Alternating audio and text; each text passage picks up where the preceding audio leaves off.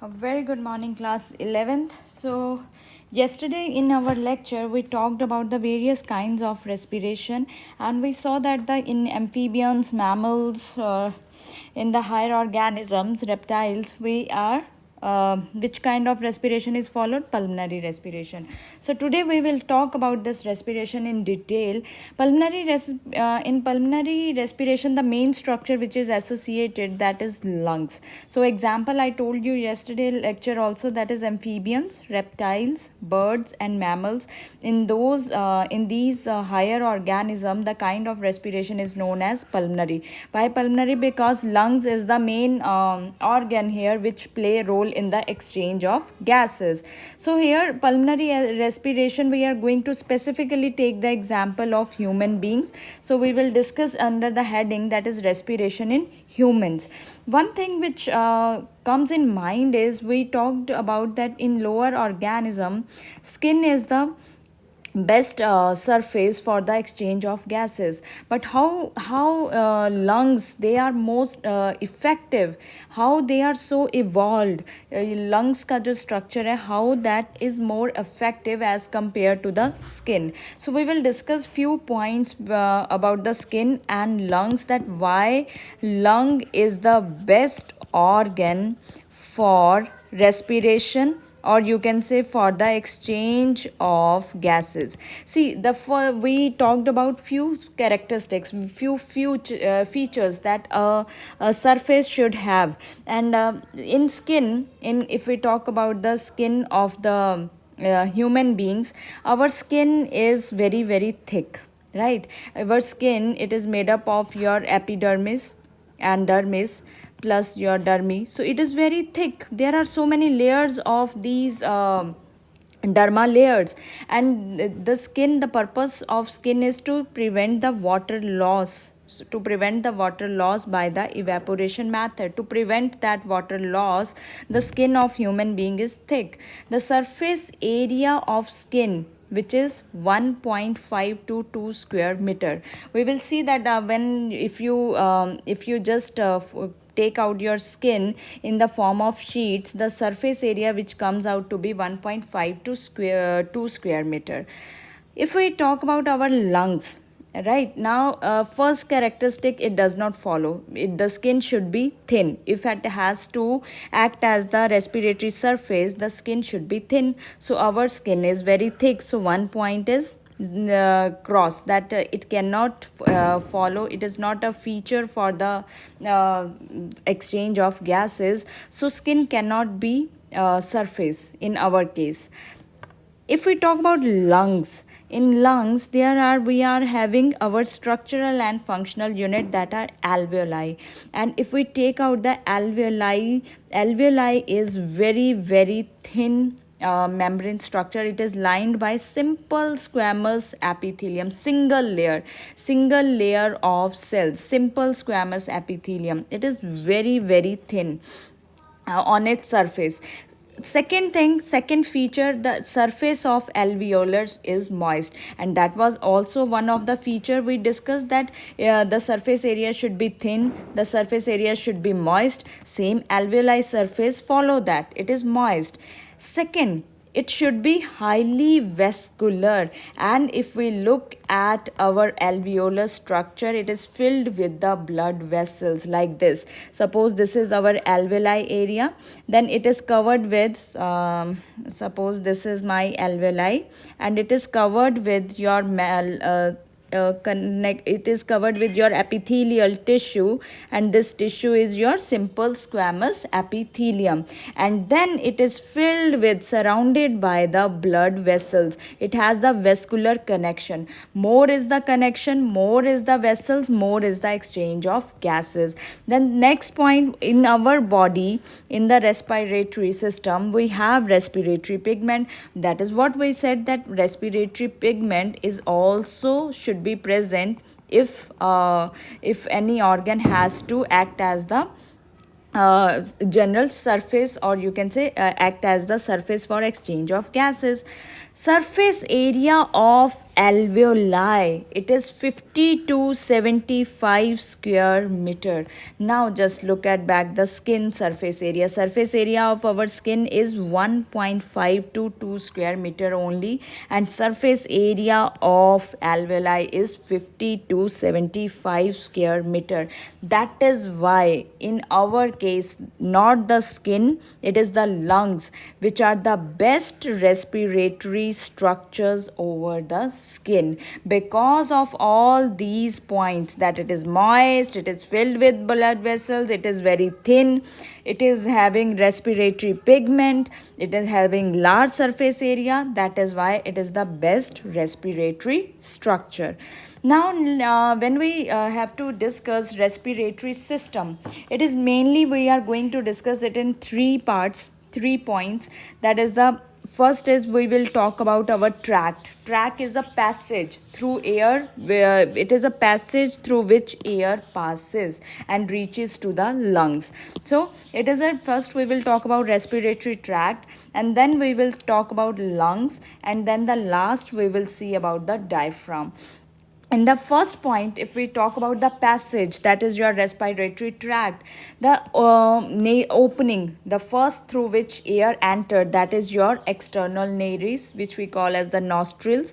External nares, then there are nasal passage, then internal nares, then nasopharynx, larynx, trachea, bronchi, bronchioles, alveoli. So this completes our respiratory passage through all these steps, or through all these areas an air has to pass through.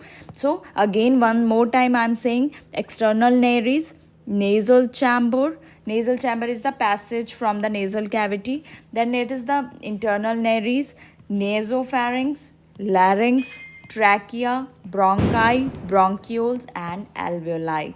Now if we talk about, start with the respiratory tract one by one. So in respiratory tract, let's see that if suppose this is your nose, right? If we have to draw, this is our nose, that is with the nostrils, and then you have your mouth, and this is our passage. So here you can see that there is, we are having our nasal opening, which is you are calling as the nostrils, right? Nostrils openings, or the nasal openings, that are your nostrils. This is present on the front side, anterior side. Front side is, there are two words which we are going to commonly use, that is anterior and posterior. One side is your front, that is anterior, and one पीछे, P से याद रखो, पीछे for the posterior. पीछे is the posterior, आगे is the anterior. So anterior and posterior. So this side is anterior, and this opening is called your external nares. Nares, if you are writing single opening, then you will write NARIS. If we are talking about two openings, because हमारे पास two openings हैं, nostrils are two, so that will be, we will write as a NARES. It is the plural, and nares is the singular. So now through this nostrils opening, there is the passage, there is a chamber which opens into further into your nasal cavity. So as this is our nasal cavity, these are your one side view, so it is only one cavity is showing here. So this is our chamber, and this chamber opens further into three areas. This is our nasal chamber. Now we are entering into nostrils actually. So ये पूरा आपका nose का area we are going to discuss now. So first chamber, which this is our nasal chamber, nose chamber. So the first area, which is this passage, which when air enter, the first passage, जो सबसे पहला passage air को मिलता है, that is called vestibular chamber. Then is the respiratory chamber, and at the end there is the olfactory chamber. So there are three. Chamber is like a room. There are small areas, and first one is the vestibular. This green arrow, ये green arrow जो है, सबसे पहले air vestibular chamber में आता आती है. So this is the vestibular chamber.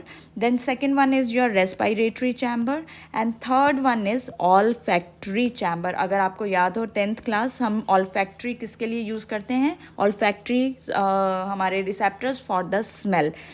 Now ये आपका एंटीरियर आगे वाला पोर्शन है, इसको हम बोल रहे हैं एक्सटर्नल नेरीज. ये अल्टीमेटली ये सारा passage opens into another passage that is your now opens this known as the internal nares. Internal nares means पीछे वाला हिस्सा, basically back side, internal nares. And यहाँ पे ये युवला की बात मैं बाद में करूँगी. First is the external nares is clear to you. External nares is the front opening and internal is the back side opening, right. These are the nostrils openings. Front is external and back is the internal. Then there is the your palate. As you can see that when you eat food, there is the soft muscular portion, that is your palate, soft palate. And here soft palate is basically this one, and above this is present, just above this is nasal chamber. Now let's talk about our first chamber when air enters in. So air enters in and it receives by the vestibular chamber. So first जब air आपके अंदर आप inhale करते हो, this chamber receives the air, vestibular. So this chamber helps in the filtration of air. Suppose if any dust particle is present in the air and it is entered through the vestibular chamber, then there is a presence of hair and mucus. यहाँ पे hair HAIR, hair as well as mucus is present. So now your dirt particle, any dust, it sticks to the hair and mucus membrane. So function of vestibular chamber is clear. It helps in filtration of air. Why it helps in filtration of air? Because it is having hair and mucus. Next chamber which air pass through is the respiratory chamber. It is lined with the mucous membrane as well as it is highly vascular. हमने discuss किया था कि your respiratory surface should be the moist one. So here is our passage is also little bit it is filled with your mucus. So here respiratory chamber, it is lined with the mucous membrane and it is highly vascular. Vascular means there is very much blood supply is present to this area. It act as air conditioner. Now this is very important point you need to understand that your vestibular chamber, it is filtration purpose, and your respiratory chamber, it act as air conditioner. Suppose sometime we are inhaling extremely cold air, right? Sometimes if you are specifically going in the cold places, then we are inhaling extreme cold air. That air, if directly reached to your lungs, then it can damage the alveoli. So that is why now the moment this cold air enters into your through nasal chamber, blood supply to the respiratory chamber increases. जो blood supply है, because this chamber is highly vascular, so it is now the blood vessels their circulation increases in this chamber. Blood supply to this chamber increases at that moment when cold air enters. More and more heat get radiate when more and more, because so much blood supply will be there, so more and more heat will be generated from the blood capillaries, and that heat is releases into the air which you have inhaled.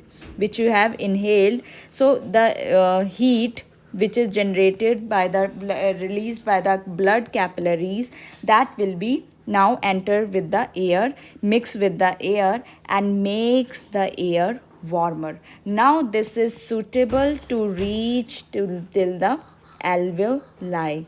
Now it is fine to there will be no damage. But if it is very cold and if it will directly reach to the alveoli, it can damage our lung system. So what is respiratory chamber is doing for the cold air? The blood supply to the respiratory chamber increases. When there is a lot of blood supply, heat radiates out, heat generate out from the blood capillaries, and they help in warmer the air. Next is the, if suppose now opposite to this, if we are inhaling hot air, if hot air reaches to your lungs, same, it can damage your alveoli. Now what did we said? That it is lined with the mucous membrane. So now more mucus secretion starts. Mucus secretion start hone se now if mucus evaporates. When we the hot air is there, more it get the signal, and mucus will start secreting there. With the secretion of mucus, now mucus start evaporating. Now evaporation, for evaporation what do you need? You need heat.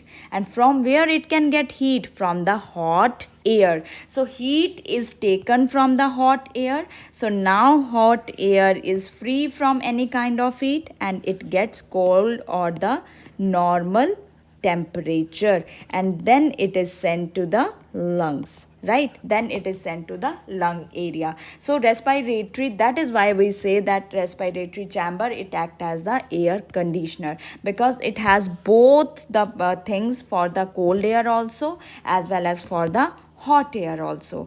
Then is the third last chamber is our olfactory chamber. Third one is our olfactory chamber. Now olfactory chamber, olfactory word we use for the smell, and actually this chamber is responsible for the sense of smell. It is lined with, why it is sense of smell? Because it is lined with the sensory membrane, which is known as your olfactory cells, basically are present in this area. The membrane of olfactory chamber, it is known as Schneiderian membrane, Schneiderian, Schneiderian membrane. In few books you will find the word olfactory membrane also. Both are the same words for the membrane. Its main function is to detect the smell, perception. जो आपको smell आती है बहुत strong, you detect quickly, that is from the your olfactory chamber. So it has membrane that is known as the olfactory membrane. Now so nasal chamber opens ultimately into your internal nares. If you recall that we have draw this is, if this is our mouth, then this, and this is our nasal chamber, and it ultimately opens into now your internal nares. If this is the external, this is the internal nares, right? Posterior structure. This is internal opening of your nostrils, internal nares, because अंदर inside ये खुल रही है. So it opens into your nasal chamber, opens into internal nares. Now this internal nares, ये जो आपकी internal nares है, it closes when you swallow food. See, and there, how does it close? It closes with a structure that is called your uvula. UVULA. Now let's go back to our structure that we draw here. Now as you can see, this is our external nares. Now nasal chamber ultimately opens into internal nares. Now internal nares has a bag like structure which is called your uvula. When you swallow food, यहाँ से air आ रही है, यहाँ से food आ रहा है, food is coming from the buccal cavity. Now here is your internal nares, and here present your common passage of air. So जब आप स्वेलो करते हो फूड, तो आपकी इंटरनल नेरीज को तो क्लोज होना ही होना है, otherwise there is the chances that they get mixed. So when you squeeze, so during swallowing, your soft palate and uvula, और this is vula भी बोलते हैं लोग, uvula भी बोलते हैं, and uvula, they move together to close off your nasopharynx, and they prevent the food from entering into the nasal cavity. So this is your nasopharynx. So because otherwise there can be to prevent the backward passage of the food, there is this uvula it and soft palate, they close the opening, that is your internal nares. So that is all about the three chamber we discussed today, that is vestibular chamber and your respiratory chamber, and third one is your um olfactory chamber. So next we are going to start